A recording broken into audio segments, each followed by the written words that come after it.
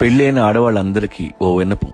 జీవితంలో పర్ఫెక్ట్ తండ్రి ఉండొచ్చు, పర్ఫెక్ట్ తల్లి ఉండొచ్చు, పర్ఫెక్ట్ డ్రైవరు, పర్ఫెక్ట్ నర్సు దొరుకుతారేమో గానీ పర్ఫెక్ట్ హస్బెండ్ ఎక్కడ ఉండడు. It's myth. నా మొగుడికి ఇలాంటి క్వాలిటీసే ఉండాలి, ఇలాంటి క్యారెక్టరే ఉండాలి, ఇలాగే ఇలాగే ఇలాగే అని మీరు ఎంత పెద్ద లిస్ట్ రాసుకుంటే అన్ని ప్రాబ్లమ్స్ లో పడిపోతారు. మొగుడిని కష్టమే చేయలేం. అందుకే పెళ్ళైన ప్రతి ఆడది ఏదో ఒక టైంలో కన్నీళ్లు పెట్టాల్సిందే, తప్పు. లైఫ్ లో మిమ్మల్ని చాలా మంది చాలా రకాలుగా ఏడిపిస్తారు. ఎక్కువగా ఏడిపించే అవకాశం మీ మొగుడికే ఉంటుంది. ఎందుకంటే జీవితాంతం ఉంటాడు, పక్కలోనే ఉంటాడు. మనకు చెప్పకుండా కొన్ని చేస్తాడు, తెలియకుండా కొన్ని చేస్తాడు, సీక్రెట్ గా ఇంకొన్ని చేస్తాడు. అందుకే మీకు కాలుద్ది, తప్పులేదు. కానీ అవే తప్పులు మీ నాన్న కూడా చేస్తాడు. ఎన్నిసార్లు మీ అమ్మ ఏడ్చిందో గుర్తు తెచ్చుకుంది. ఏం మీరు మీ నాన్నని క్షమించలేదా? వాళ్ళని క్షమించినట్టే మీ మొగుడిని కూడా క్షమించి వదిలేయండి. మీ కంట్లో కన్నీరు చూడకపోతే పక్కింటి వదిన గారికి అసలు నచ్చదు.